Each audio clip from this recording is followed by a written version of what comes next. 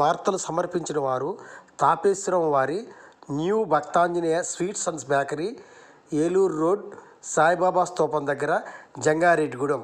Proprietor Gubbal Rambabu.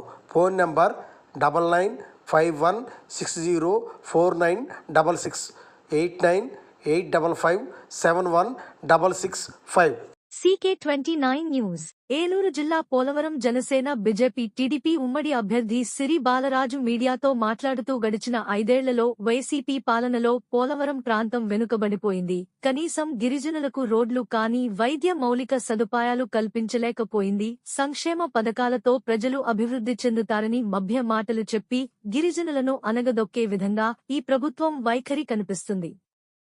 రానున్న రోజుల్లో ఈ 3 పార్టీల కలయికతో ప్రభుత్వాన్ని ఏర్పాటు చేసి నియోజకవర్గంలో వారి సమస్యలు తీరుస్తామని పోలవరం జనసేన పార్టీ ఎమ్మెల్యే అభ్యర్థి సిరి బాలరాజు తెలిపారు.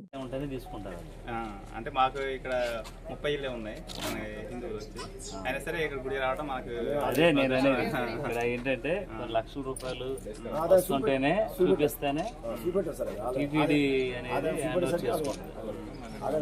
ఫస్ట్ టైం గెలవడం టీటీడీ ద్వారా ఇలాంటి గుడి చాలా కట్టించారు. మన ఇది ఇంకొక 5 సంవత్సరాల్లో చాలా పెద్ద డెవలప్ చూడండి, కావాలండి నేను చెప్తున్నా.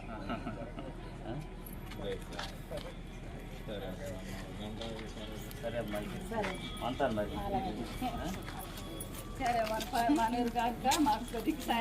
తప్పకుండా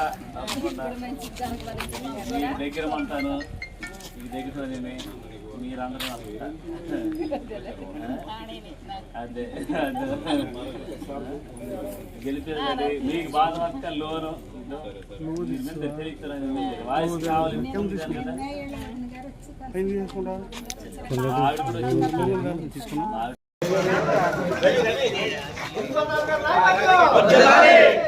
తెలుగుదేశం, తెలుగుదేశం, జై జనసేన, జై జనసేన, జై బీజేపీ.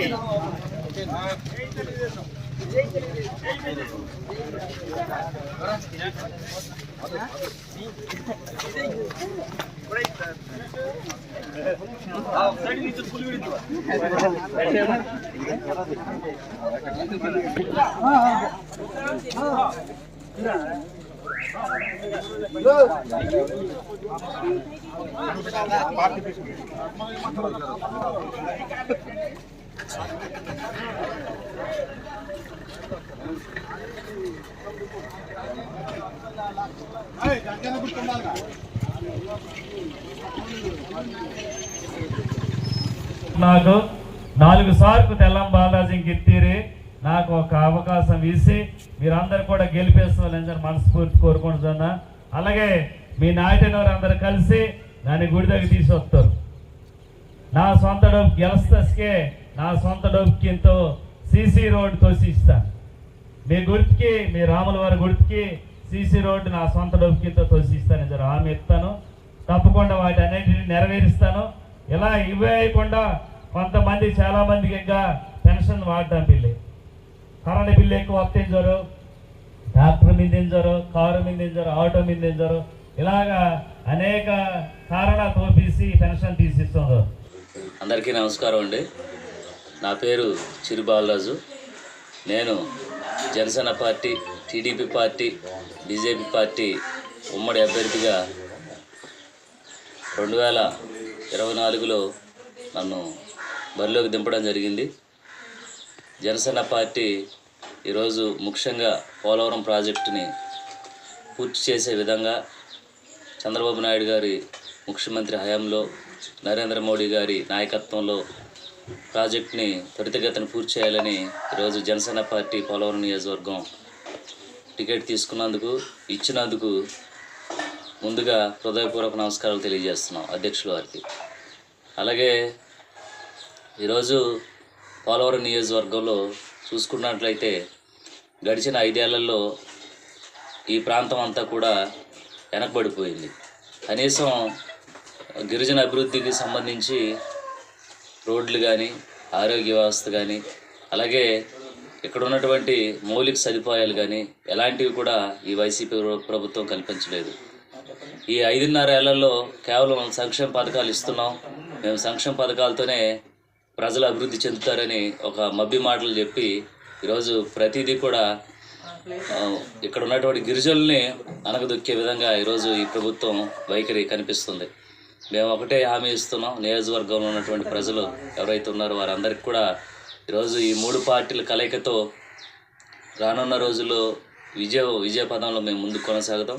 తప్పకుండా ప్రభుత్వాన్ని ఏర్పాటు చేసిన తర్వాత ఏవైతే నేను ఈ పోలవరం నియోజకవర్గ ప్రజలకు మాటిస్తున్నానో, రోడ్లు కానీ, అలాగే మంచినీటి వ్యవస్థ కానీ, నిరుపేదలకు ఇల్లు కానీ, అలాగే పోలవరం ప్రాజెక్టు సంబంధించి అయితే నిర్వాసితులకి సమస్యలు త్వరితగతిన పూర్తి చేసే విధంగా, ప్రాజెక్టుని త్వరితగతిన పూర్తి చేసి ఇక్కడ ఉన్నటువంటి ప్రాంతాన్ని సస్యశ్యామలంగా చేసే విధంగా, ఇలాంటివి అనేకమైన సమస్యలను మేమంతా కూడా తీర్చే విధంగా ముందుకు కొనసాగుతాం. అలాగే ఈరోజు రాష్ట్రంలో చూసుకున్నట్లయితే ఈరోజు ఈ వైసీపీ ప్రభుత్వం చేస్తున్నటువంటి ఈ రౌడీ పాలన, రాక్షస పాలనని అంతమొందించే విధంగా ఈరోజు 3 నాయకులు అనేక త్యాగాలకు పాల్పడ్డారు.